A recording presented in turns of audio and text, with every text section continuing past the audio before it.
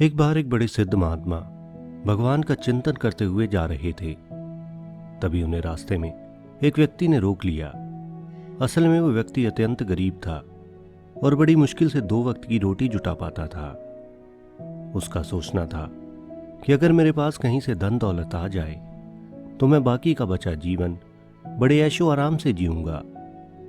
अब अपनी गरीबी से परेशान वो व्यक्ति बड़े दुख के साथ महात्मा जी से बोला, महात्मा जी, आप परमात्मा को जानते हो, उनसे बातें करते हो, यानी आपका भगवान से सीधा नाता है। इसलिए मेरी आपसे एक विनती है कि जब आप परमात्मा से मिलो तो उनसे कहना कि मुझे सारी उम्र में जितनी दौलत मिलनी है कृपया वो एक साथ ही दे दें, ताकि कुछ दिन मैं चैन से जी सकूं। अब महात्मा जी ने उसे समझाया कि मैं तुम्हारी दुख भरी कहानी परमात्मा को जरूर सुनाऊंगा, लेकिन तुम भी जरा सोचो कि यदि भाग्य की सारी दौलत तुमको एक साथ ही मिल जाएगी तो तुम आगे की जिंदगी कैसे गुजारोगे। किंतु वो व्यक्ति अपनी बात पर अडिग रहा। अब क्योंकि वो एक सिद्ध महात्मा थे और उन्हें ईश्वरीय ज्ञान मिल चुका था, इसलिए महात्मा जी ने एकांत जगह पर बैठकर ईश्वर का ध्यान लगाया। और ठीक उसी समय महात्मा ने ईश्वर के सामने उस व्यक्ति के लिए विनती की। अब महात्मा की विनती और परमात्मा की कृपा के बाद कुछ दिनों बाद उस व्यक्ति के पास काफी धन दौलत आ गई।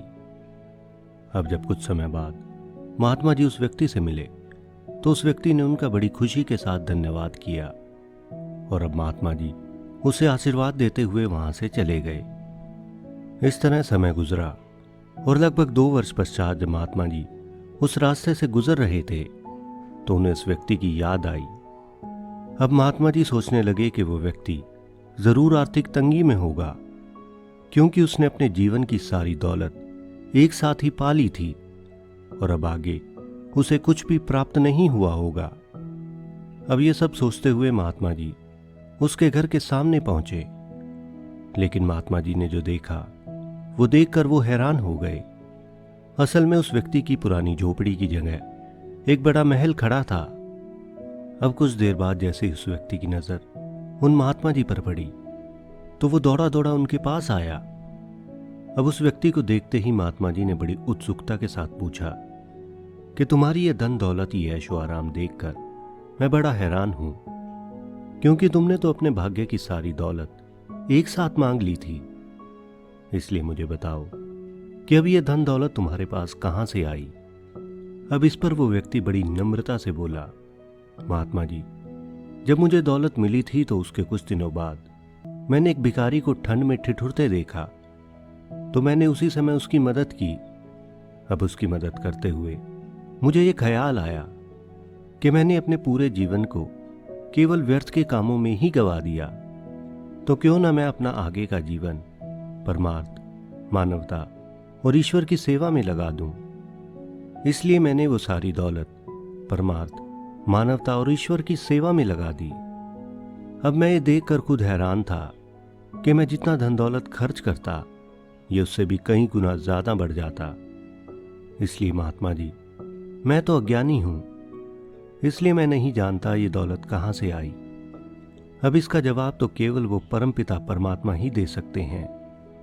अब ये सुनते ही महात्मा जी वहां से चले गए और एक विशेष स्थान पर जाकर ध्यान में मगन होते हुए उन्होंने परमात्मा से पूछा कि हे ईश्वर, आखिर ये सब कैसे हुआ, कैसे उस व्यक्ति की दौलत इतनी बढ़ गई।